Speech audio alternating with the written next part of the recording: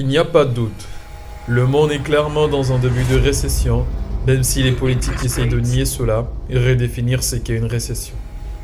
L'Europe y est déjà depuis quelque temps, la Chine probablement, et les États-Unis, sans doute pour reprendre les mots de Jimmy Dimon, qui prévoit une explosion très sérieuse dans les 6 à 8 prochains mois. Les signes sont si alarmants que selon l'analyse d'un expert, il n'y a aucune issue à part détenir son argent en liquide, le convertir en dollars, ou enfin, parier son argent en faveur de la décroissance. Le resserrement financier s'intensifie encore une fois, car les banques centrales vont probablement restreindre davantage l'accès à l'argent dès le mois de novembre prochain. S'il n'est pas encore une certitude du côté de la Banque centrale européenne, il est tout à fait prévu par la Réserve fédérale d'augmenter ses taux d'emprunt dès le mois prochain. Lors de ces 6 derniers mois, les banques centrales ont été très agressives dans leur lutte pour combattre l'inflation, et jusqu'aujourd'hui, elles ne montrent aucun signe d'arrêt dans les prochains mois. Nous allons faire tout ce qui est en notre pouvoir, déclarait plusieurs fois le président de la Réserve fédérale américaine. Après qu'ils aient injecté une grande quantité d'argent dans l'économie, maintenant, leur objectif est clair, combattre à tout prix l'augmentation des prix des produits à la consommation. L'inflation est leur plus grande préoccupation.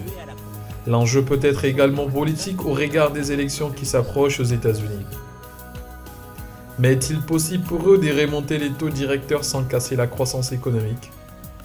Au mois de juillet 2022, la BCE avait augmenté de 50 points de base, puis de 75 points mi-septembre, portant son taux directeur à 1,25.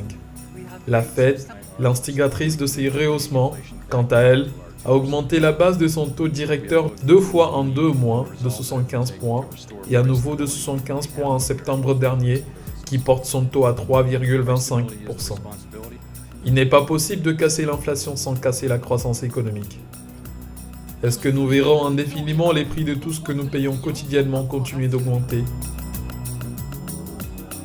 S'il n'y a absolument pas de bonnes nouvelles dans l'immédiat, plusieurs experts confirment que la récession, bien qu'a priori mauvaise et nécessaire pour l'économie, fait considérablement chuter l'inflation telle que les prix se stabilisent et retrouvent leur niveau d'avant.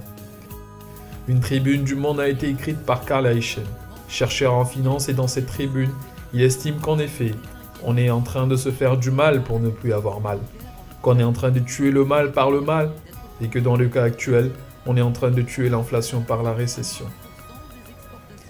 Mais c'est une bonne chose qui est d'étouffer l'inflation en créant une récession économique, parce que parfois, le remède peut être pire que la maladie. Certaines opinions disent que oui, parce que l'inflation est porteuse de mauvais augure. L'inflation est la mère des régimes d'extrême, et l'Allemagne des Weimar en est une preuve. Il faut une brouette de billets de banque pour acheter un paquet de cigarettes, et encore faut-il courir pour aller chez le buraliste, parce que, entre-temps, le prix peut avoir doublé, et il faut alors 2 brouettes pour payer le paquet de cigarettes. Au lieu de laisser l'inflation étouffer le pouvoir d'achat, autant l'étrangler complètement en durcissant les conditions financières, quitte à créer une récession. À la hausse du coût de la vie, on choisit d'ajouter la hausse du coût de l'argent. Plus tôt l'effondrement surviendra, plus tôt l'inflation disparaîtra. Le président de la Banque de France de la Haute-Savoie estime que nous sommes en train de revenir vers une situation saine et normale, puisque les banques augmentent les taux d'intérêt. Et parce que la hausse est plus forte aux États-Unis qu'en Europe, cela explique par ricochet le décrochage de l'euro face au dollar.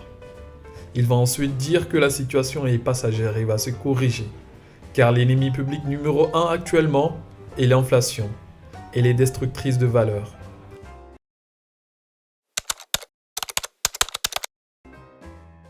On peut se dire que tout cela est un leurre et une promesse qui semble a priori optimiste pour rassurer les gens et calmer leur inquiétude. Jusqu'au moment où vous tombez sur cet élément, qui est un peu technique, mais que nous pourrions l'expliquer simplement, qui confirme évidemment la récession et le fait qu'elle peut faire tomber l'inflation. Il y a un indicateur économique qui est plus déterminant que tous les autres indicateurs pour prédire l'inflation ou la récession, et cet indicateur est la masse monétaire. Milton Friedman est l'incarnation du monétarisme. En effet, 3 éléments peuvent causer l'inflation. Si l'on s'en tient à la définition de l'inflation proposée par l'INSEE, qui est la perte de pouvoir d'achat de la monnaie, se traduisant par une augmentation générale et durable des prix, on peut s'apercevoir que l'augmentation est causée Premièrement, par une demande qui augmente plus vite que l'offre. Ensuite, une augmentation des coûts de production qui se reflète sur les prix. Et enfin, une augmentation de la masse monétaire en circulation qui fait augmenter les prix à mesure que la monnaie perd de sa valeur. D'après vous, laquelle de ces situations correspond à la réalité d'aujourd'hui? Eh bien, si vous avez choisi l'un de ces éléments à l'exclusion des autres, vous avez tout faux parce que la situation est tellement pire que tous les éléments sont présents. La crise énergétique en Europe est causée par une demande qui est plus forte que l'offre due à la guerre sur le continent. Ensuite, les coûts de production n'ont cessé d'augmenter pour les fabricants, ce qui se reflète sur le prix d'achat. Une voiture neuve aujourd'hui coûte plus cher comparé à il y a un an, parce que justement, entre-temps, les prix de tous les composants n'ont cessé d'augmenter. Et enfin, la masse monétaire. À quoi pensez-vous quand vous mettez à imprimer des milliers de milliards? Se demande Kevin O'Leary dans une interview récente pour montrer sa colère contre ce qui semble être une politique non efficace. Milton Friedman explique que l'inflation commence dans les hémicycles parlementaires et les planches à billets des banques centrales. The reason we have inflation in the United States, or for that matter anywhere in the world, is because these pieces of paper and the accompanying book entries, or their counterparts in other nations, are growing more rapidly than the quantity of goods and services produced.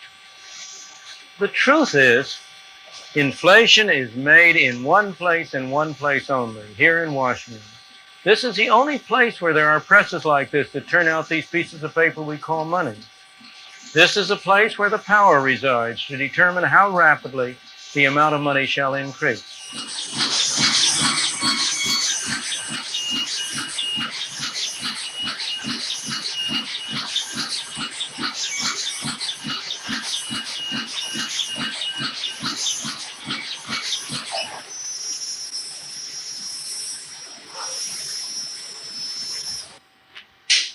What happened to all that noise? That's what would happen to inflation if we stopped letting the amount of money grow so rapidly. This is not a new idea. It's not a new cure. It's not a new problem. It's happened over and over again in history. Sometimes inflation has been cured this way on purpose. Sometimes it's happened by accident. Ce qui explique amplement la dernière cause retenue par l'INSEE. On va dire aujourd'hui qu'elle commence dans les banques centrales et peut être contenue par ces mêmes gens de la banque centrale. Et c'est ce qu'ils sont exactement en train de faire en rehaussant les taux.